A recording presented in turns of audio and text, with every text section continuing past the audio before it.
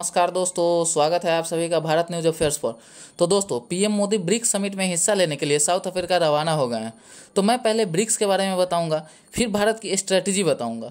तो आप ऐसे ही ज्ञानवर्धक चीज़ें देखने के लिए चैनल को सब्सक्राइब जरूर कर लें।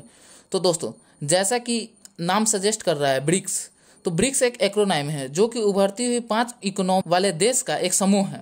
यहाँ बी फॉर ब्राज़ील है, R for Russia, I for India, C for China and S for South Africa होता है। सबसे पहले 2009 में ब्राज़ील, रसिया, इंडिया और चाइना को मिलाकर यह संगठन बनाया गया था, जिसका इनिशियली नाम ब्रिक था। लेकिन बाद में 2010 में साउथ अफ्रीका को मिलाकर इस देश ग्रुप का नाम ब्रिक्स पड़ गया। जैसा कि आप लोग जानते होंगे कि पहले रिपोर्ट निकल कर आई थी कि पीएम मोदी इस समिट में शामिल होने के लिए साउथ अफ्रीका नहीं जाएंगे, लेकिन फिर विदेश मंत्री के प्रवक्ता के द्वारा यह बताया गया कि पीएम मोदी ब्रिक्स समिट में शामिल होंगे।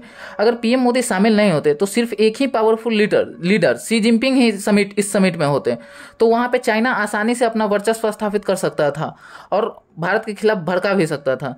तो इसलिए जरूरी था कि भारत भी शामिल होकर अपना व्यू पॉइंट इस समिट में रखे। तो इस बार के समिट में पुतिन भी शामिल नहीं हो रहे थे, क्योंकि इंटरनेशनल क्रिमिनल कोर्ट ने पुतिन को यूक्रेन वार के कारण अरेस्ट वारंट जारी किया हुआ है और साउथ अफ्रीका आईसीसी के मेंबर है।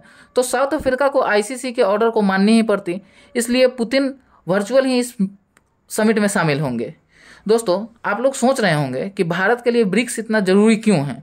तो मैं आपको बता दूं कि भारत ब्रिक्स के मंच से World Trade Organisation, World Bank, IMF जैसी अन्य संस्थाओं, जिसमें सिर्फ यूरोपियन देश और अमेरिका का दबदबा रहता है, उस वर्चस्व को हमेशा चैलेंज करता रहा है। क्योंकि भारत एक मल्टीपोलर वर्ल्ड का समर्थन करता है। यानी मल्टीपोलर मतलब ये हुआ कि दुनिया पर किसी एक देश का राज नहीं चलेगा, जैसे कि अब तक होता आया है, अमेरिका दुनिया पर राज करता ही तो आया है। तो हम लोग मल्टीपोलर वर्ल्ड का समर्थन करते हैं। भारत अफ्रीका में अपना वर्चस्व बढ़ाकर चीन को टक्कर देना चाहता है, इसलिए हम अफ्रीका में रिश्ते मजबूत कर रहे हैं। हम अपनी इन्वेस्टमेंट भी अफ्रीका में बढ़ा रहे हैं, ट्रेड भी बढ़ा रहे हैं और डिप्लोमेसी भी बढ़ा रहे हैं।